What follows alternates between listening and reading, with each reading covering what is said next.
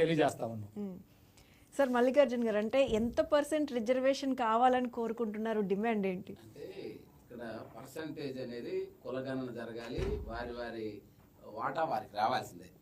ఇక్కడ మీరు ఇందాక అడిగినటువంటి దీంట్లో తెలుగుదేశం ప్రభుత్వం 2014-19లో బీసీలకి ఆదరణ ద్వారా కానివ్వండి, విదేశీ విద్య ద్వారా కానివ్వండి, పిల్లల్ని అన్ని రంగాల్లో బీసీ విద్యార్థుల్ని అనేక రంగాల్లో అభివృద్ధి పరచాలని కోటాను రూపాయలు బీసీ సప్లాన్ ద్వారా కానివ్వండి, బీసీ విదేశీ విద్య ద్వారా కానివ్వండి, ఇట్లాగా బీసీల కోసం బాగా ఖర్చు పెట్టినటువంటి ప్రభుత్వం తెలుగుదేశం పార్టీ నారా చంద్రబాబు నాయుడు గారి 2014-19 ప్రభుత్వం. తర్వాత వచ్చినటువంటి జగన్మోహన్ రెడ్డి గారు ఒక్క రూపాయి కూడా, మీరు ఇక్కడ డిబేట్ ద్వారా మేము అడుగుతా ఉన్నాం, బీసీలని సర్వనాశనం చేసినటువంటి ప్రభుత్వం జగన్మోహన్ రెడ్డి గారి ప్రభుత్వం. ఆ రోజు ఈ కులాల చైర్మన్స్ని, ఏ కులానికి ఆ కులాన్ని ప్రతిపాదనలు అనేది ఎవరు పెట్టినా ఈరోజు మా ప్రభుత్వం చైర్మన్స్ని కేటాయించినప్పటికీ కూడా మాకంటూ బీసీల కోసం ఒక చిత్తశుద్ధితోటి వీళ్ళని ఎలా అభివృద్ధి పదాలను నడిపించాలి, ఉద్యోగ రంగాలు ఎలా కల్పించాలి, ఎవ్రీ ఫ్యామిలీ, ఎవ్రీ ఎంటర్ప్రైనర్, ప్రతి కుటుంబం నుంచి ఒక ఎంటర్ప్రైనర్ రావాలని చంద్రబాబు నాయుడు గారు తపన పడతా ఉన్నారు. అది బీసీల్లో కావచ్చు, ఎస్సీల్లో కావచ్చు, ఎస్టీల్లో కావచ్చు, ప్రతి వర్గం నుండి, ప్రతి ఇంటి నుంచి ఒక పారిశ్రామికవేత్త తయారవ్వాలనేది వారి ఉద్దేశం.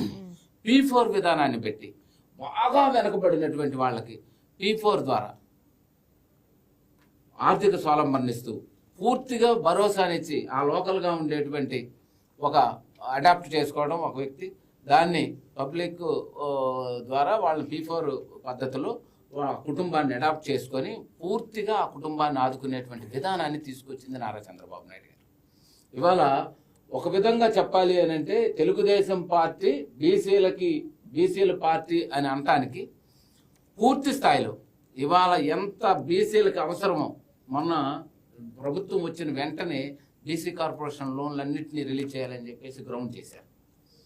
ఆ గ్రౌండ్ ఇది కూడా కాదు, దీనివల్ల ఒకరు ఇద్దరు కొంతమందికే నియోజకవర్గాల్లో ఇదవుద్ది కాదు, ప్రతి కుటుంబం నుంచి ఒక ఎంటర్ప్రైనర్, ఒక పారిశ్రామికవేత్త తయారవ్వాలనేటువంటి దాని మీద ప్రణాళికలు సిద్ధం చేస్తున్నారు. P4 విధానం ద్వారా ప్రతి శుక్రవారం రచ్చబండలు పెట్టేసి ప్రజావేదికల ద్వారా ఎక్కడికక్కడ ఎమ్మెల్యేలు ప్రజలతో మమేకమైపోయి వాళ్ళని ఇచ్చేస్తా ఉన్నారు, అందుబాటులో ఉండి వాళ్ళ సమస్యలు పరిష్కరిస్తున్నారు. ఇవన్నీ ప్రభుత్వ పరంగా బీసీలకి, వెనుకబడిన వర్గాలకి, గురవుతున్నటువంటి వాళ్ళందరికీ కావాల్సినటువంటి ఆర్థిక స్వావలంబనాన్ని తెలుగుదేశం పార్టీ కల్పిస్తుంది అనటంలో ఎటువంటి అతిశయోక్తి లేదు. వాటిని గణాంకాల రూపంలో కూడా మనం చర్చించుకోవచ్చు. తెలుగుదేశం ప్రభుత్వం ఒక పక్క రాజధాని అమరావతి, మరో పక్క పోలవరం, మరో పక్క బీసీ రక్షణ చట్టం మీద కూడా, వాటి మీద ఎంత దృష్టి పెట్టిందో బీసీ రక్షణ చట్టం మీద కూడా అంతే దృష్టి పెట్టింది. అయితే చర్చా వేదికల్లో చర్చించుకోవాలి కాబట్టి బీసీ రక్షణ చట్టం యొక్క ఆవశ్యకతని చర్చించుకుంటున్నాం. ఈ చర్చలు జరిగినా జరగకపోయినా నారా చంద్రబాబు నాయుడు గారు బీసీ రక్షణ చట్టాన్ని తెచ్చి బీసీలకు తెలుగుదేశం పార్టీ అండగా ఉంటుంది, బీసీలకు ఒక చరిత్రను సృష్టించేటువంటి పార్టీ తెలుగుదేశం పార్టీ అని వాళ్ళు సిద్ధం చేస్తా ఉన్నారని సందర్భంగా తెలియజేస్తూ, దానికంటే ఒక గొప్ప విషయాన్ని మనం ఇక్కడ చర్చించుకోవాలి. ఒక పక్క మనం బీసీలు రిజర్వేషన్స్, చట్టసభలు వీటిలో కావాలని అనుకుంటుంటే, ఆ మహామనిషి నారా చంద్రబాబు నాయుడు గారు ఇవాళ ప్రపంచం గర్వించదగ్గ రాజధాని నిర్మాణం చేసి ప్రపంచం అంతా కూడా ఈ రాజధాని వైపు, ఆ సీడ్ యాక్సెస్ రోడ్లు, అందమైనటువంటి ఆ భవనాలు, అక్కడికి దేశవ్యాప్తమైనటువంటి ఆల్ బ్యాంకులు వచ్చేస్తున్నాయి, అక్కడికి అన్ని సెక్టార్స్ వచ్చేస్తున్నాయి.